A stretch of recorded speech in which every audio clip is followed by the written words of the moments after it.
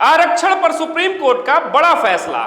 Court ने कहा OBC आरक्षण की तर्ज पर लागू हो एससी एसटी क्रीमी लेयर। बता दें कि सुप्रीम कोर्ट के एक संविधान पीठ ने गुरुवार को दिए फैसले में कहा कि अनुसूचित जाति अनुसूचित जनजाति में सब कैटेगरी बनाने में कोई भी संवैधानिक बाधा अब नहीं है। अदालत ने यह भी कहा कि ओबीसी आरक्षण की तरह एससी एसटी आरक्षण में भी क्रीमी लेयर लागू होना चाहिए। अगर ऐसा हुआ तो कई लोगों को नहीं मिलेगा आरक्षण का लाभ। ऐसे में आइए बताते हैं आरक्षण पर सुप्रीम कोर्ट के फैसले से जुड़े कुछ सवालों के जवाब। सवाल, आखिर क्या कहा चीफ जस्टिस ऑफ इंडिया ने? सवाल, क्या एससी एसटी में भी बनेगी सब कैटेगरी? सवाल, क्या एससी एसटी आरक्षण में भी लागू होगा क्रीमी लेयर? सवाल, आखिर क्या होता है क्रीमी लेयर? इन सवालों के जवाब में जानिए आरक्षण पर सुप्रीम कोर्ट के इस बड़े फैसले से किसको होगा फायदा और किसको होगा नुकसान। बता दें कि सुप्रीम कोर्ट ने गुरुवार को एससी एसटी आरक्षण को लेकर एक बड़ा फैसला सुनाया। अदालत ने कहा कि एससी एसटी में सब कैटेगरी बनाकर अधिक पिछड़े लोगों को अलग से कोटा देने के लिए इजाजत है। यह फैसला 7 जजों के एक संविधान पीठ ने 6-1 के बहुमत से सुनाया है। फैसला सुनाने वाले एक जज ने कहा कि वो इस बात से सहमत हैं कि ओबीसी पर लागू क्रीमी लेयर का सिद्धांत एससी एसटी पर भी लागू होता है। इस संविधान पीठ में CJI DY Chandrachud, justice BR Gavai, justice Vikram Nath, justice Bela M Trivedi, justice Pankaj Mittal, justice Manoj Mishra और जस्टिस सतीश चंद्र मिश्र शामिल थे। हालांकि बहुमत के इस फैसले से जस्टिस बेला त्रिवेदी ने असहमति जताई। आरक्षण पर बड़ा फैसला सुनाते हुए सीजेआई डीवाई चंद्रचूड़ ने कहा कि 6 जज निर्णय के पक्ष में हैं, सभी एक मत हैं। इस तरह बहुमत ने 2004 में सुप्रीम कोर्ट की ओर से ईवी चिन्नैया बनाम आंध्र प्रदेश सरकार मामले में दिए गए उस फैसले को खारिज कर दिया, जिसमें कहा गया था कि एससी एसटी के आरक्षण में उप विभाजन की इजाजत नहीं होनी चाहिए। जस्टिस की इस पीठ ने मुख्य तौर पर 2 पहलुओं पर विचार किया। पहला पहलू यह था कि क्या आरक्षित जातियों के उपवर्गीकरण की इजाजत दी जाए, और दूसरा यह कि ईवी चिन्नैया बनाम आंध्र प्रदेश राज्य मामले में दिए गए फैसले की सत्यता, जिसमें कहा गया था कि अनुच्छेद 341 के तहत अधिसूचित अनुसूचित जातियां एक समान समूह हैं और उन्हें आगे उपवर्गीकृत नहीं किया जा सकता है, अर्थात बांटा नहीं जा सकता है। सीजेआई चंद्रचूड़ और जस्टिस मनोज मिश्र ने अपने फैसले में ऐतिहासिक साक्ष्यों का हवाला दिया है। उन्होंने साफ तौर पर कहा कि अनुसूचित जातियां समरूप वर्ग नहीं हैं।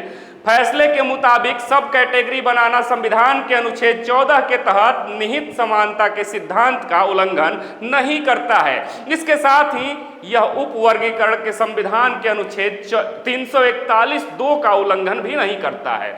अनुच्छेद 15 और 16 में ऐसा कुछ भी नहीं है जो राज्य को किसी जाति को उपवर्गीकृत करने से रोकता है।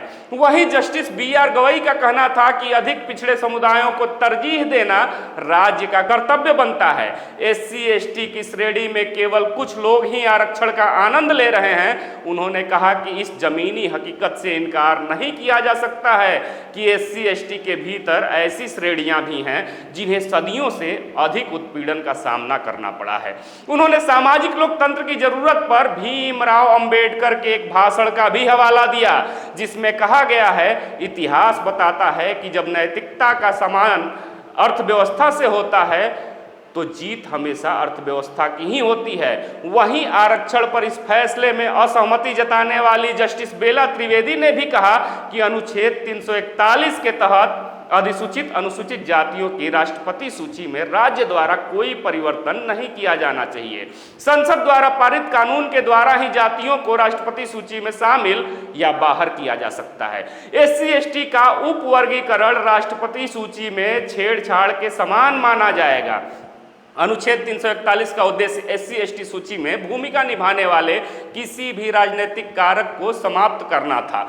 जस्टिस त्रिवेदी ने यह भी कहा कि स्पष्ट और शाब्दिक व्याख्या के नियम को ध्यान में रखना होगा, तभी यह फैसला करना होगा। अब जानिए आखिर क्या होता है क्रीमी लेयर। बता दें कि मंडल कमीशन की सिफारिश के आधार पर बीपी सिंह की सरकार ने वर्ष 1991 में सरकारी नौकरियों और शैक्षणिक संस्थानों में एडमिशन लेने में अन्य पिछड़ा वर्ग अर्थात ओबीसी को आरक्षण दिया था, जिसे इंदिरा साहनी ने सुप्रीम कोर्ट में वैधानिकता को लेकर इस फैसले को चुनौती दी। सुप्रीम कोर्ट ने नवंबर 1991 में दिए अपने फैसले में ओबीसी को 27% आरक्षण के फैसले का समर्थन किया, लेकिन उसने यह भी कहा कि ओबीसी की पहचान के लिए जाति को पिछड़ेपन का आधार बनाया जा सकता है।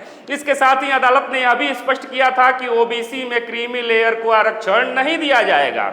फैसला आने के अगले साल 1992 में ओबीसी आरक्षण लागू हो गया, लेकिन कुछ राज्यों ने सुप्रीम कोर्ट की बात यह कहते हुए नहीं मानी कि उनके यहाँ ओबीसी में कोई क्रीमी लेयर है ही नहीं।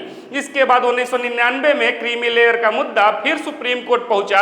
अदालत ने अपना फैसला बरकरार रखा। सरकार ने वर्ष 1993 में ओबीसी में क्रीमी लेयर तय करने के लिए अधिकतम सालाना आय की सीमा तय करते हुए नॉन क्रीमी लेयर सर्टिफिकेट की भी व्यवस्था की थी। सरकार ने 1 लाख रुपए से ज्यादा की सालाना आमदनी वाले ओबीसी परिवार क्रीमी लेयर के तौर पे घोषित किया था, जिसे 2004 में 2.5 लाख रुपए, 2008 में 4.5 लाख रुपए, 2013 में 6 लाख रुपए और 2017 में 8 लाख रुपए कर दिया गया, जो अभी भी कायम है। अब ओबीसी आरक्षण को ही आधार मानकर आज सुप्रीम कोर्ट ने एससी एसटी आरक्षण में भी क्रीमी और नॉन क्रीमी लेयर जैसा विभाजन करने का फैसला सुनाया है, जिसे आरक्षण का उचित लाभ अनुसूचित जाति और अनुसूचित जनजाति के वास्तविक लोगों को मिल सके। आपको क्या लगता है सुप्रीम कोर्ट के इस फैसले से किसको मिलेगा, कितना लाभ? सुप्रीम कोर्ट का यह फैसला उचित है या अनुचित है? अपने जवाब कमेंट बॉक्स में जरूर दीजिएगा।